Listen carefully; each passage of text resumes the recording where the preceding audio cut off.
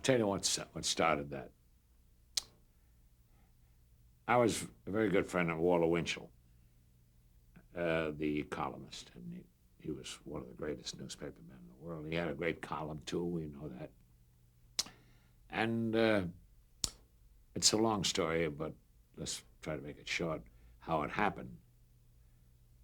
We had a guy around by the name of Richie Craig, Jr., who did vaudeville, a single performance. He was a monologist.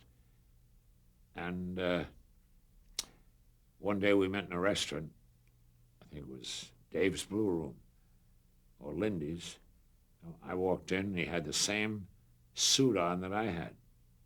I said, "Where'd you get the suit?" He said, "Ben Rock." I said, "That son of a bitch, Ben Rock. He told me that this is the only one that's made like this, the only pattern. And he sold the same to you." He said, "Yeah." And he was pretty sharp, Richie Craig. He said, "You're wearing the same suit. Next thing you know, you'll be doing my act." So I went, "What'd you say?" He repeated, "Next thing you do, you'll be doing my act." I said, now the brain started to work. And I wanted publicity. I said, "Let's go in the back of the restaurant. I want to speak to you."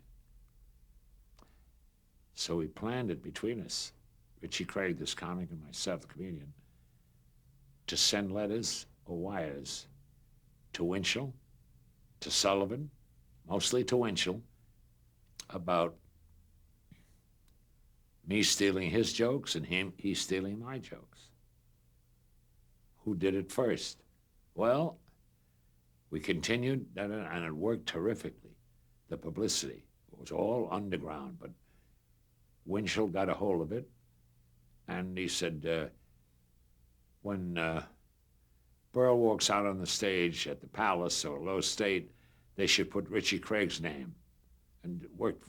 So we teased it, we helped it, and we planned it between us. But we lost Richie. We died in 1934. And Bob Hope and I did the eulogies for him. And he was a very good friend of Bob's. And Bob was doing Roberta. And so he passed away in 1934. And there was nobody there to vindicate me that I was. So Winchell put a phrase in he said, "Milton Berle, who henceforth will be known as the Thief of Bad Gags instead of Baghdad," right? And that's how it happened. And it stuck with me. And it didn't hurt me. It helped me. Oh, of course, now when I do a straight line, I say, "That's funny. I wish I'd have said that."